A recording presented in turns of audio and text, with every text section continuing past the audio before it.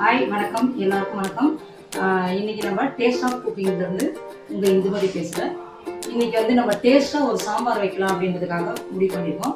அதை எப்படி பண்ணலாம், அதுக்கு என்னென்ன தேவைன்றதை உங்களுக்கு காமிக்கிறோம். இப்போ சாம்பாருக்கு நம்ம போட வேண்டியது ஃபஸ்ட்டு துவரம் பருப்புங்க. அந்த துவரம் பருப்பு இந்த ஆழாக்கில் 3/4 ஆழாக்கு போட்டுக்கிறேன். போட்டுட்டு அப்புறம் ஒரு 5 பல்லு பூண்டு மட்டும் போடுறேன். போட்டுட்டு மஞ்சத்தூள்,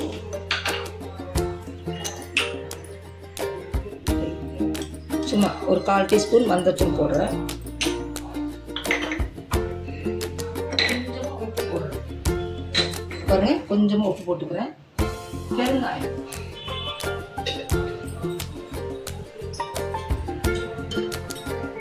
பெருங்காயம் 3/4 ஆழாக்குன்றதுனால 3/4 ஸ்பூன் போட்டால் போதும். நிறைய தேவை, இருக்கும். அதனால 3/4 ஸ்பூன் இதெல்லாம் போட்டுட்டு நல்லா 2 டம்ளர் 3 டம்ளர் தண்ணி நல்லா ஊற்றி வச்சுருக்காங்க.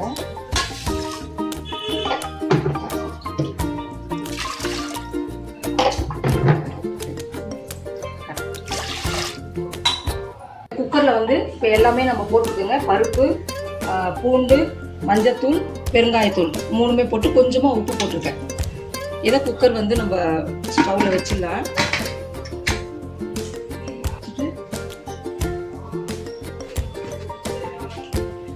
சாம்பாருக்கு என்னென்ன காயெல்லாம் போட்டுருக்கேன்றது காமிக்கிறவங்க.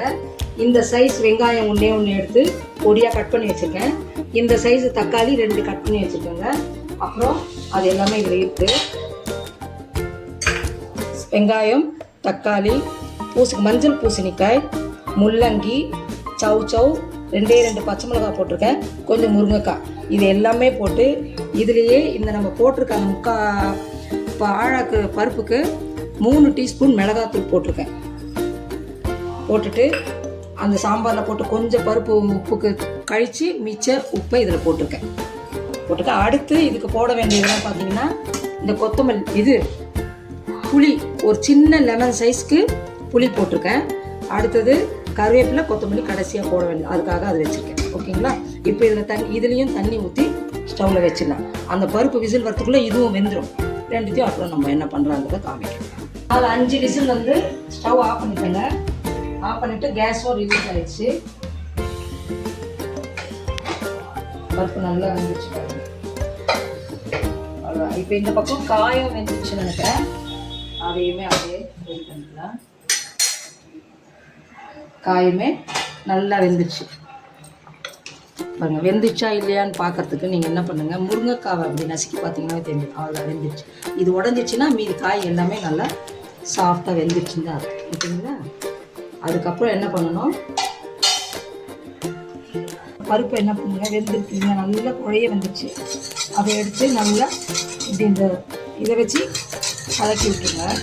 ஏன்னா பிளெண்டர் போடலாம், பிளெண்டர் போட்டால் அது ரொம்ப குழஞ்சி போயிடும், நல்லா இருக்காது சாம்பார்.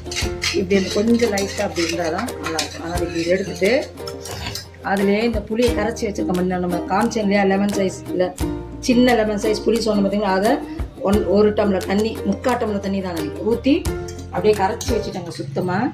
அதை அப்படியே வடிகட்டிங்க.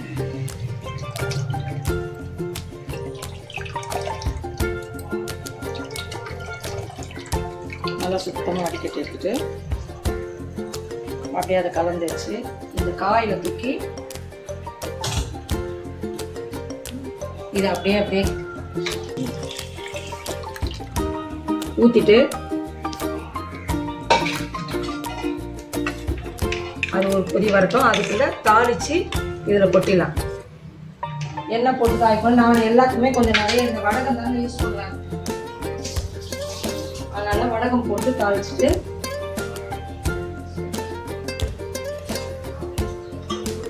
இந்த கரண்டி, தாளிப்பு கரண்டி வச்சுட்டு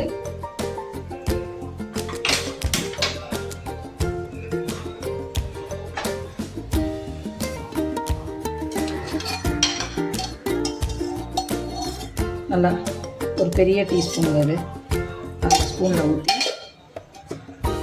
தாளிப்புக்கு எண்ணெய் நல்லா காஞ்சிடுச்சு. இந்த வடகம் எடுத்துக்கோங்க. வடகத்தை அதில் அப்படியே போட்டுக்கோங்க. சிம்மில் வச்சுக்கோங்க. தாளிச்சுட்டு அப்படியே அதில் கருவேப்பிலையும் போட்டுருங்க.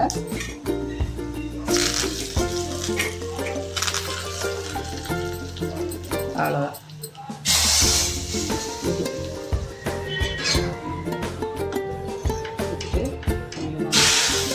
அவ்வளோதாங்க.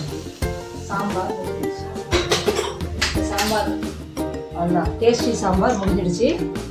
இதை டேஸ்ட் பண்ணி இதே மாதிரி நீங்கள் செஞ்சு டேஸ்ட் பண்ணி பார்த்துட்டு எனக்கு சொல்லுங்கள். ரெண்டாவது லைக் பண்ணுங்கள், ஷேர் பண்ணுங்கள், கமெண்ட் பண்ணுங்கள். மறக்காமல் இந்த வீடியோ பார்க்கறதுக்கு ஒரு சப்ஸ்கிரைப் பண்ணிவிட்டு இந்த பெல் பட்டன் அழுத்தி வச்சுக்கோங்க. நாங்கள் போடுற வீடியோக்கள் தொடர்ந்து உங்களுக்கு வந்துக்கிட்டே இருக்கும்.